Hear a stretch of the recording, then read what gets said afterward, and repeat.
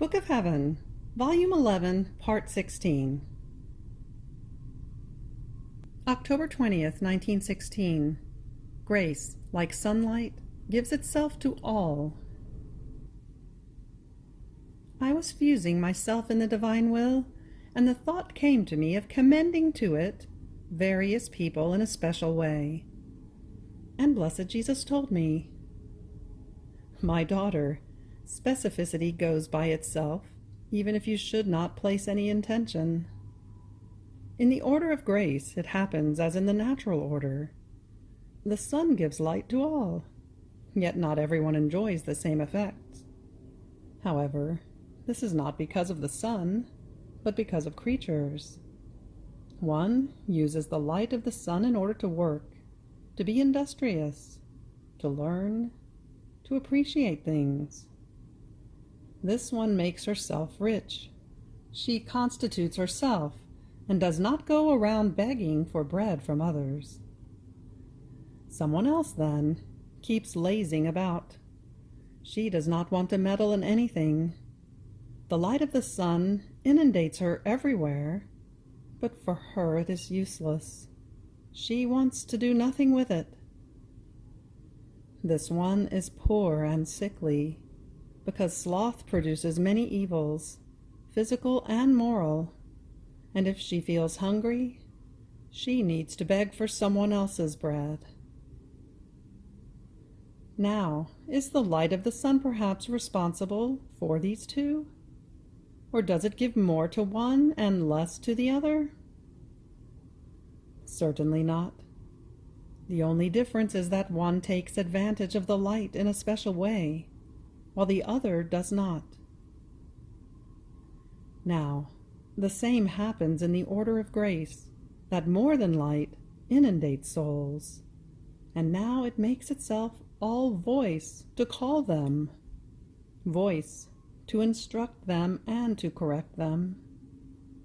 Now it makes itself fire, and burns away from them the things of down here, and with its flames it puts to flight creatures and pleasures from them, and with its burns it forms pains and crosses, in order to give to the soul the shape of sanctity it wants from her. Now it makes itself water, and purifies her, embellishes her, and impregnates her completely with grace. But who is attentive on receiving all these flows of grace? Who corresponds to me? Too few. And then some dare to say that to these I give grace for them to make themselves saints, and to others I do not, almost wanting to hold me responsible, while they content themselves with conducting their lives lazing about, as if the light of grace were not there for them. Then he added, "My daughter, I love the creatures so much that I myself have placed myself as sentry of each heart, to watch them, to defend them, and to work their sanctification with my own hands. But to how many bitternesses do they not subject me? Some reject me, some do not care about me and despise me. Some lament about my surveillance. Some slam the door in my face, rendering my work useless. And I not only placed myself to act as sentry, but on purpose do I choose the souls who live of my will. In fact, since they are present in all of me, I place them with me as a second sentry of each heart. These second sentries console me, repay me for them, and keep me company in the loneliness into which many hearts force me, and they force me not to leave them. Greater grace I could not give to creatures, by giving them these souls who live of my will, who are the portent of portents." October 13th, 1916. Threats of scourges, especially for Italy. I was lamenting to my always lovable Jesus, for in these past days he would hardly come, or I would just barely perceive his shadow, and then he would disappear. And blessed Jesus told me, "My daughter, how quickly you forget that on those days in which I do not come so much, and I escape you, it is for nothing else but to give one more winding to the scourges. Things shall rage more and more. A man has reached such perversity that it is not enough to touch his flesh to make him surrender, but I have to come to the point of pulverizing him. Therefore one nation shall invade another, and they shall lacerate each other. Blood shall flow like water in the towns. Even more, in certain nations they shall become the enemies of themselves, and they shall fight one another. They shall kill one another. They shall do things as though crazy. Ah, how much man grieves me. I myself cry over him." At the words of Jesus, I burst into crying, and I prayed him to spare poor Italy. But Jesus continued, "Italy, Italy. Ah, if you knew how much evil she is up to, how many plots against my church. The blood she is causing to be shed in battle is not enough for her. She is thirsty for more blood, but wants the blood of my children, the blood of the primate. She wants to stain herself with such crimes as to draw upon herself the revenge of heaven and of other nations." I remain terrorized. I fear greatly, but I hope that the Lord shall placate himself. November 15th, 1916. The soul forms her paradise on earth. I was lamenting to my sweet Jesus that he no longer loved me as before. And he, all goodness, told me, "My daughter, not loving the one who loves me is impossible for me. Rather, I feel so drawn toward her that at the littlest act of love she does for me, I respond with triple love, and I place a divine vein in her heart that administers to her divine science, divine sanctity, and virtue. And the more the soul loves me, the more this divine vein rises, and watering all the powers of the soul, it diffuses for the good of the other creatures. I have placed this vein in you, and when you lack my presence and do not hear my voice, this vein shall make up for everything, and shall be voice for you and for the other creatures." Another day I was fusing all of myself, as usual, in the will of blessed Jesus. And he said to me, "My daughter, the more you fuse yourself in me, the more I fuse myself in you. So it is on earth that the soul forms her paradise. According to how much she fills herself with holy thoughts, with holy affections, desires, words, works, and steps, so does she keep forming her paradise. To one more holy thought or word, one more contentment shall correspond, and many varieties of beauty, of contentments, of glory, for as much more good as she has done. What shall the surprise of this soul be, when once the prison of her body is broken, immediately she shall find herself in the sea of as many pleasures and happinesses, as much light and beauty, for as much more good as she has done, be it even a thought." November 30th, 1916. The benefits of repairing for others. I was very afflicted because of the privation of my adorable Jesus, and I cried bitterly. And as I was doing the hours of the Passion, a thought tormented me, saying to me, "Look at what good your reparations for others have done to you. They have caused you to let Jesus escape you." And much more nonsense. But blessed Jesus, moved to compassion by my tears, pressed me to his heart and told me, "My daughter, you are my goad. My love is cornered by your violences. If you knew how much I suffer in seeing you suffer because of me. But it is justice that wants to pour itself out, and your very violences force me to hide. Things shall rage more, therefore patience. Besides, know that the reparations done for others have done great good to you, because in repairing for others, you intended to do what I did, and I repaired for all, and also for you. I asked forgiveness for all. I grieved for the offenses of all, and I also asked forgiveness for you, and for you also I grieved. Therefore, as you do what I did, you also take the reparations, the forgiveness, and the sorrow I had for you. So what could do more good to you? My reparations, my forgiveness, my sorrow, or yours? And then I never let myself be surpassed in love. When I see that, for love of me, the soul is all intent on repairing me, loving me, apologizing to me, and asking forgiveness for sinners. To give her tit for tat, I ask forgiveness for her in a special way.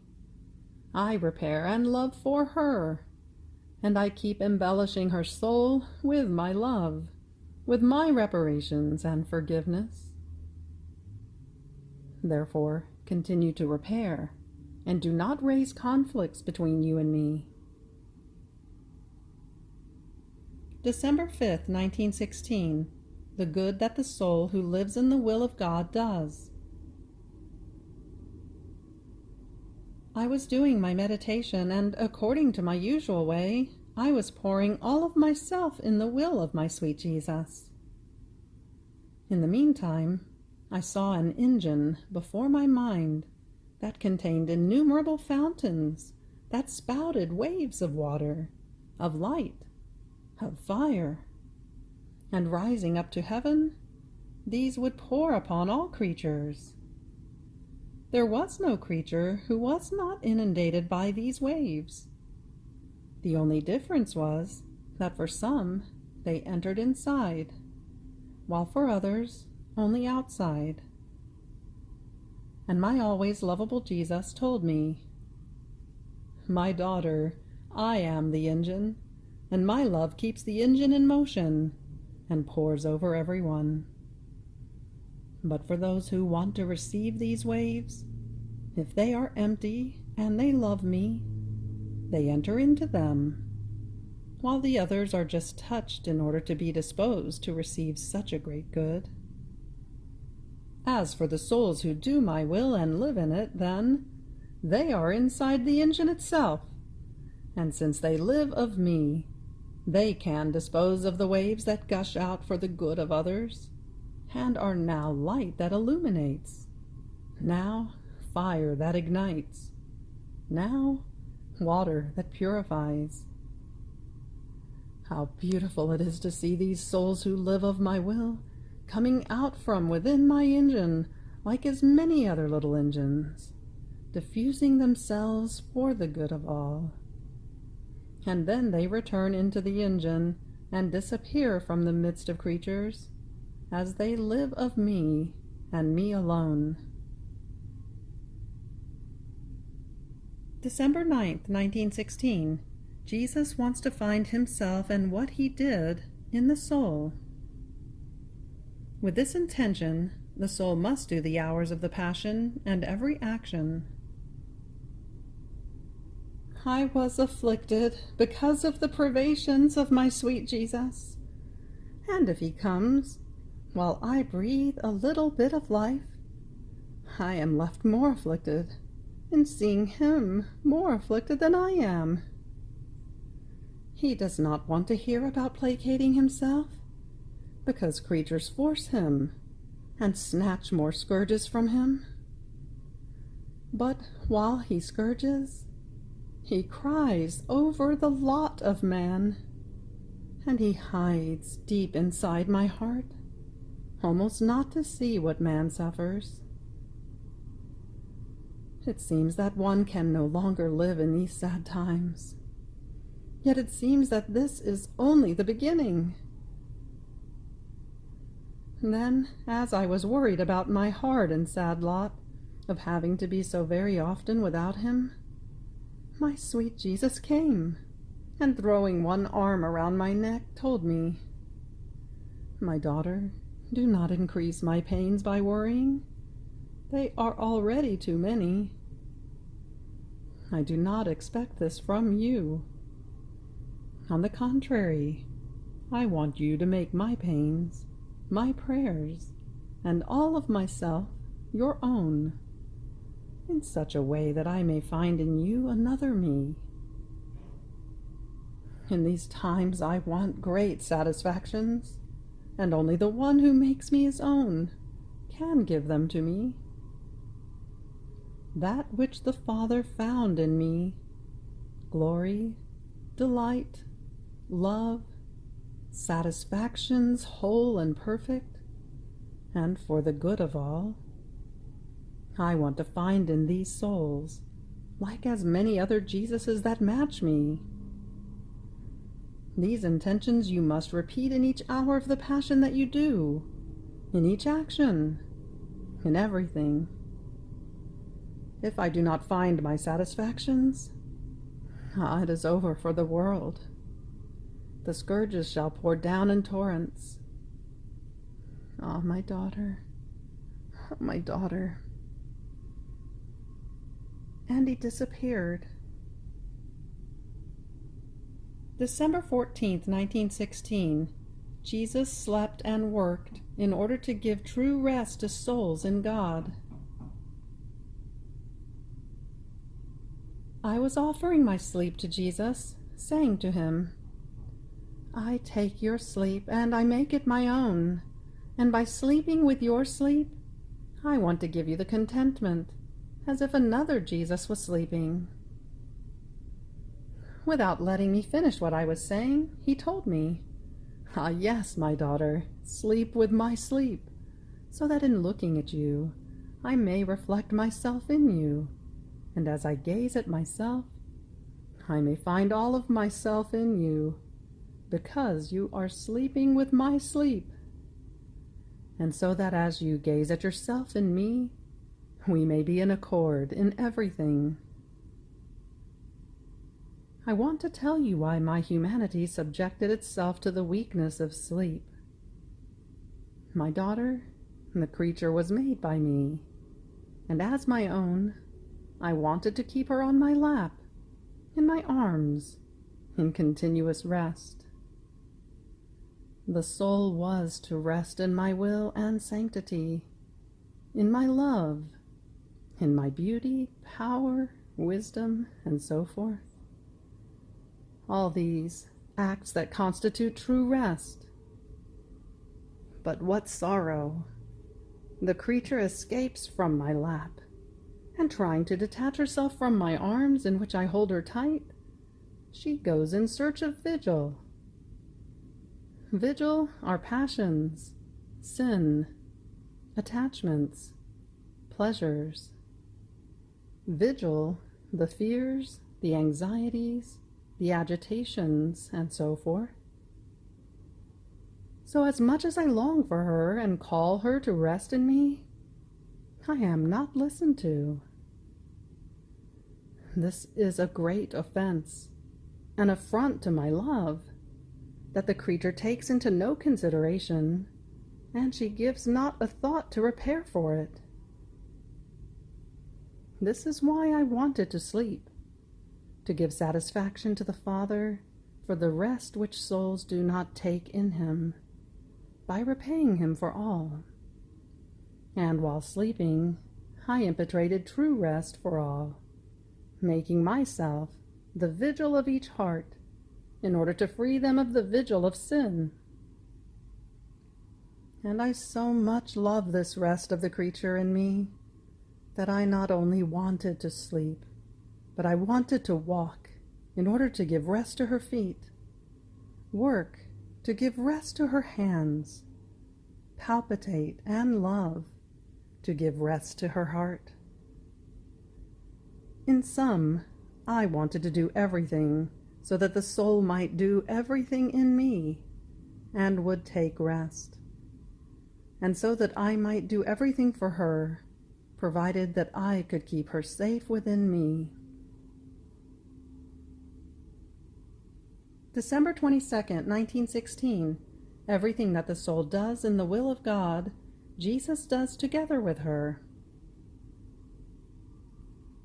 Having received communion, I was uniting all of myself with Jesus, pouring all of myself into his will, and I said to him, I am unable to do anything or say anything. Therefore, I feel the great need to do what you do, and to repeat your own words. In your will, I find, present and as though in act, the acts you did in receiving yourself in the sacrament. I make them my own, and I repeat them for you. So I tried to penetrate into everything that Jesus had done in receiving himself in the sacrament, and while I was doing this, he told me, My daughter, the soul who does my will, and whatever she does in my volition, forces me to do whatever she does together with her. So if she receives communion in my will, I repeat the acts I did in communicating myself, and I renew the complete fruit of my sacramental life. If she prays in my will, I pray with her, and renew the fruit of my prayers. If she suffers, if she works, if she speaks in my will, I suffer with her, renewing the fruit of my pains. I work and speak with her, and I renew the fruit of my works and words, and so with all the rest. December 30th, 1916. How Jesus made us free in our will and in our love. The effects of this.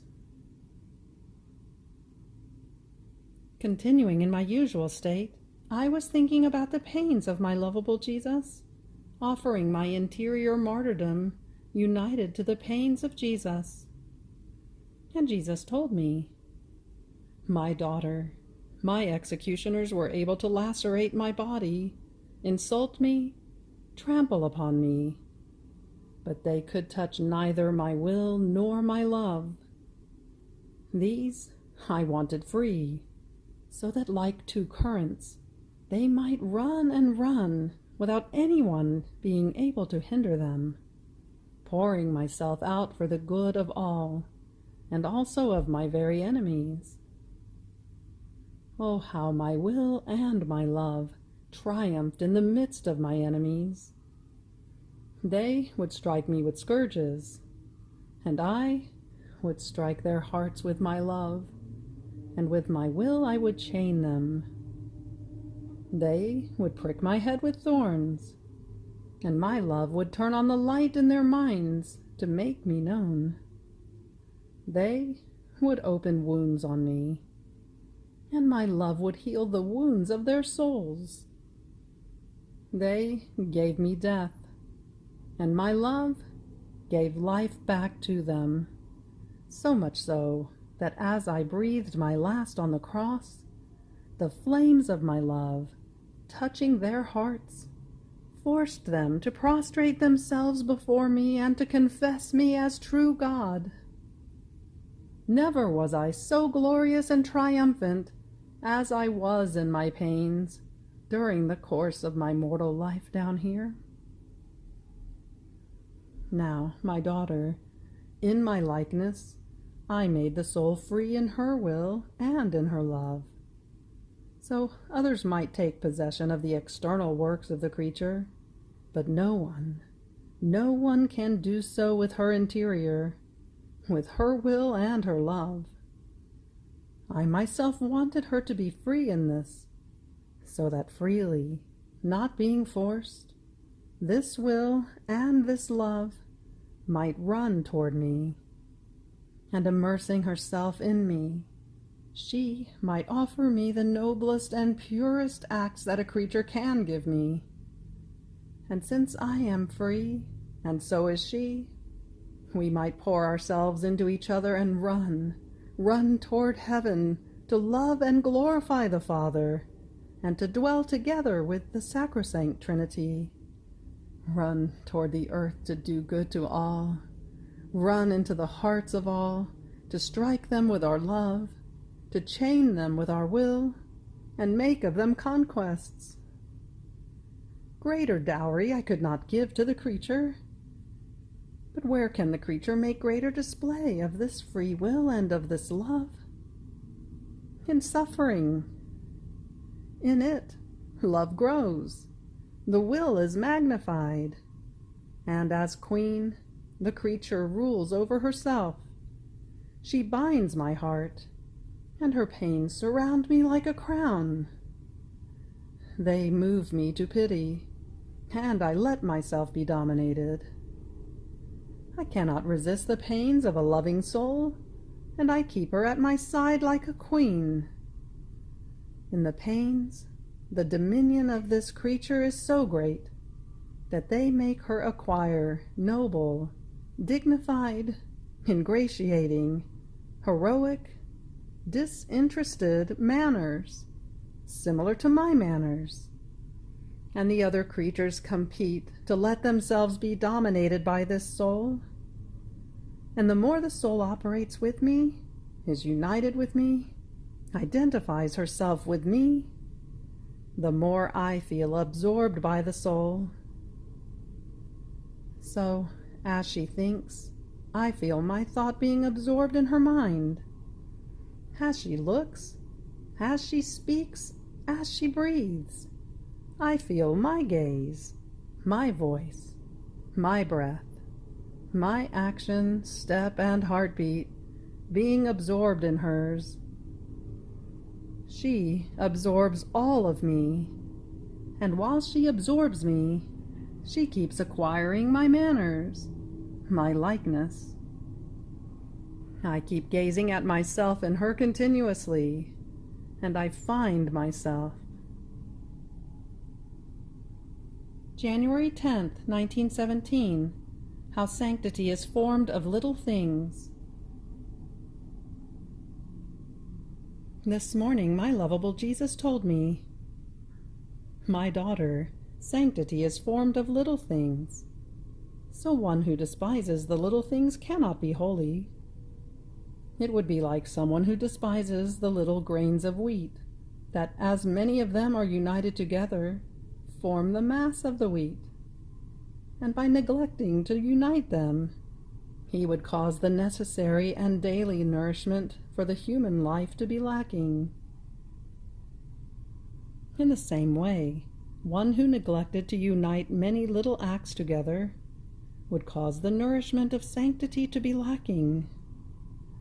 And just as one cannot live without food, in the same way, without the food of the little acts, the true shape of sanctity and the mass sufficient to form sanctity would be lacking."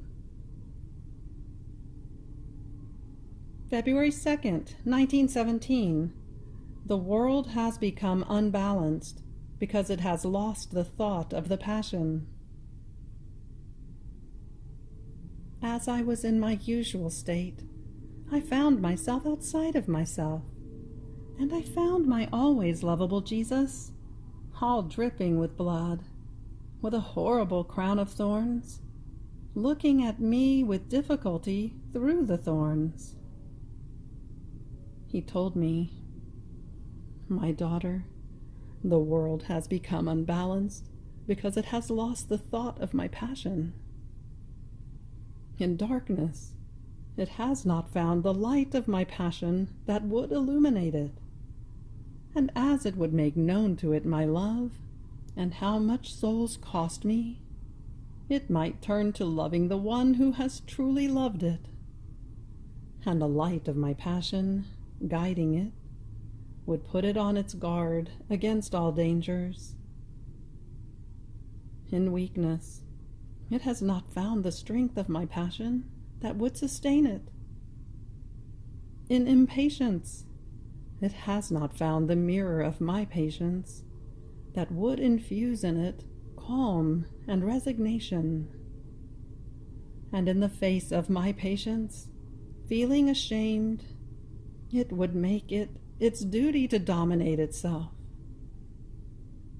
In pains, it has not found the comfort of the pains of a God that, sustaining its pains, would infuse in it love of suffering.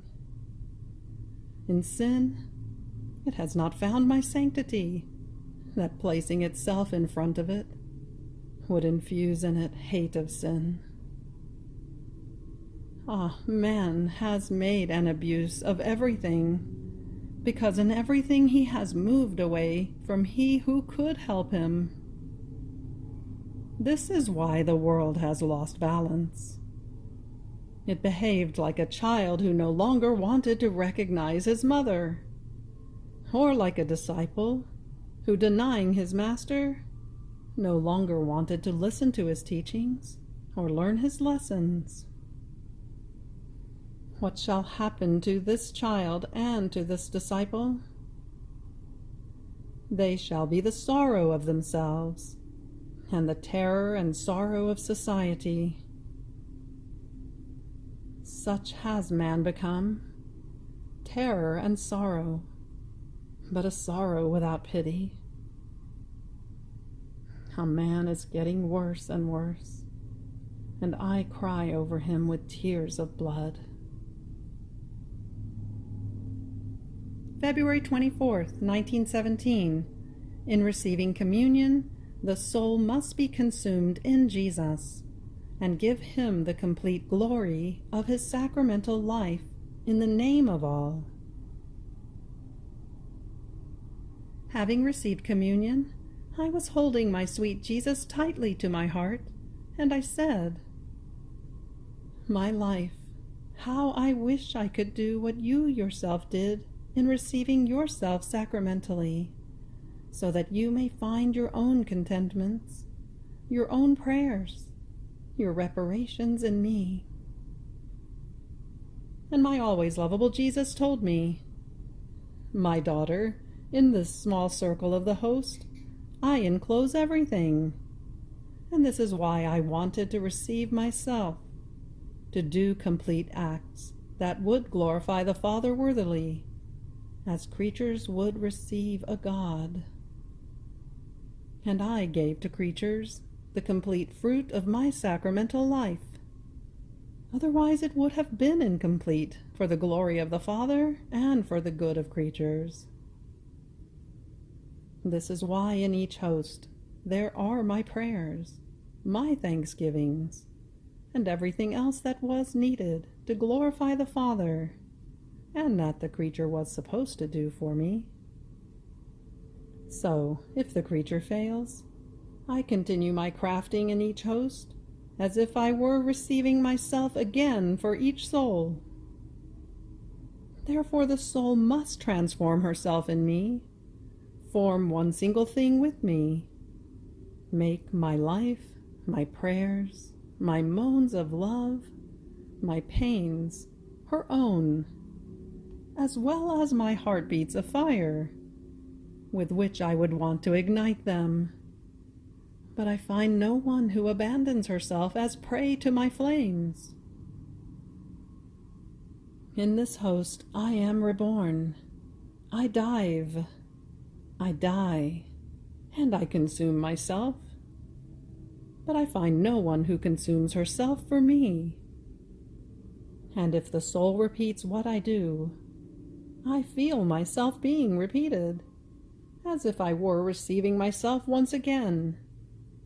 and I find complete glory, divine contentments, outpourings of love that match me.